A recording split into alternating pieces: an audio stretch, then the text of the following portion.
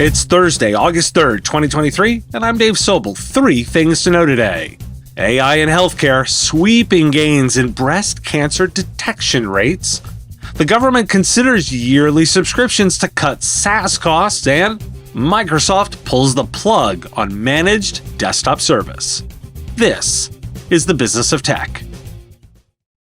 You're thinking about security for your customers and want to step up to virtual CISO services. Sonomi has a guide for you. Learn what SMBs are looking for, how to add virtual CISO services at scale to your managed services portfolio without adding headcount, and how to do so in a profitable manner. Download the guide to learn how you can leverage Sonomi to set up virtual CISO services by visiting sonomi.com/resources. That's CYNOMI.com. Virtual CISO at scale. A new study published in the Lancet Oncology found that AI-assisted mammogram screening increased breast cancer detection by 20% and reduced radiologists' workload by 44%. The study, which analyzed scan from over 80,000 women in Sweden, is thought to be the first randomized controlled trial to compare AI-assisted breast cancer detection with detection done by well-trained humans alone. According to Gartner, worldwide contact center and conversational AI and virtual assistant and user spending is projected to reach $18.6 billion in 2023, with a 16.2% increase from 2022. Conversational AI capabilities are receiving greater investment as contact center decision makers look to incorporate conversational AI as part of a long-term strategy to reduce reliance on live agents. Gartner expects this investment growth to accelerate as decision makers implement cloud-based contact center capabilities to modernize customer service operations. The global Causal AI market is expected to reach over $543.73 million by 2032, with a CAGR of 40.3% during the forecast period. Causal AI focuses on understanding and modeling causal relationships between variables, allowing AI systems to make predictions and decisions based on understanding how variables influence one another. The growing adoption of big data analytics and increase in company funding drive the market's growth, with the healthcare and life sciences segment accounting for the larger market share.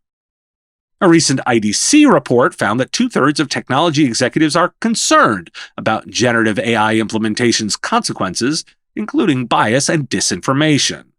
Despite this, over half of leaders say they are under high or significant pressure to deploy generative AI in the next year. However, 42% of executives say they have the skills to implement the technology in the next 6 to 12 months. And despite known risks associated with generative AI, the majority of businesses aren't working to abate them, according to a Quantum Black AI by McKinsey report.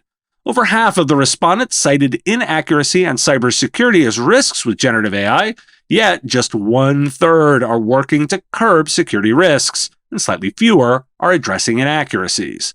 According to the report, 2 in 5 organizations are planning to increase investments in AI overall due to advances in generative AI technology. San Jose, California has published guidelines for using generative AI tools like Chat GPT, including principles such as privacy first and equitable. The 23-page document includes processes and instructions for city employees, a model for understanding risks, and a primer on technology issues. The guidelines were created with input from the city's Digital Privacy Advisory Task Force and are part of the city's broader effort to ensure that potentially sensitive data is handled carefully. Why do we care? It's easy to get lost in the hype and miss out on the real productivity improvements. Increased cancer detection rates are a significant outcome. We're looking for more examples and applications like this. These markets are growing fast, and the pressure to deliver is real, and this is pressing forward without addressing customers' concerns. So the opportunity is to address the concerns. And there are resources like San Jose's to use. Find the type of AI and the application of it that you can use with your customers. Address their concerns as well as the increased productivity, and do so without having to reinvent the wheel. It's the exact definition of what an integrator does. The General Services Administration, or GSA, is seeking market research on how software invoicing could lower the cost of software-as-a-service products for federal agencies. GSA officials are considering whether upfront annual payments instead of monthly errors could lower the cost of software-as-a-service products for federal agencies. The RFI is focused strictly on SaaS products, and interested stakeholders have until August 23rd to respond. Why do we care? At many events and on panels, the question is posed about how MSPs and IT services companies bill. Increasingly, the yearly subscription with discount is a model that SaaS providers use, and even the US government is considering purchasing that way. The model is an and, meaning you deliver both a monthly subscription and a yearly option with a discount. It's presented to the customer as an or, allowing them to pick. And remember, this is cash up front in the yearly model. This is relevant to your services because there's no reason not to consider this model for yourself. Microsoft Managed Desktop Service will end on July 31st, 2024, according to a note on a Microsoft Learn document landing page. The service was initiated 5 years ago and promised that Microsoft would take over traditional IT departmental tasks, freeing up IT pros to do other things. Organizations that use the service will retain the configuration used for their computing environments, but Microsoft's engineers won't be available to address service requests. Moreover, monitoring and responses by the Microsoft Managed Desktop Security Operations Center are ending, and organizations likely will need to find an alternative security solution. Why do we care? Well, this is a competitive offering from Microsoft that apparently didn't fly.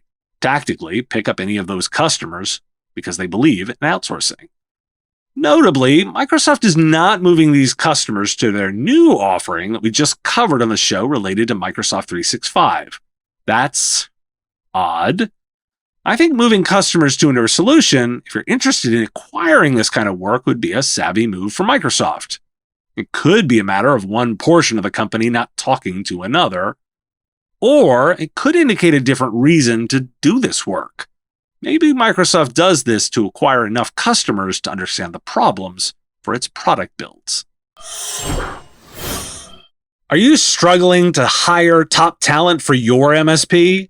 What if a team of senior technicians screened thousands of remote MSP candidates so you could review the best of them on video, only interviewing candidates you already like?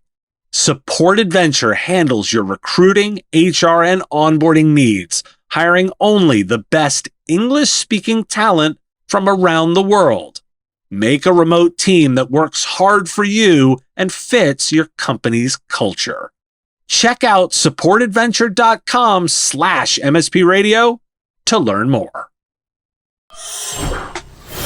Thanks for listening. Today, National Watermelon Day, as well as Cycle to Work Day. Two great ones for a summer day. I'll talk to you again tomorrow. The Business of Tech is written and produced by me, Dave Sobel, under ethics guidelines posted at businessof.tech. Like the content? Support the show at patreon.com/MSP Radio or buy our Why Do We Care merch at businessof.tech. If you want to reach our listeners, visit mspradio.com/engage. Part of the MSP Radio Network.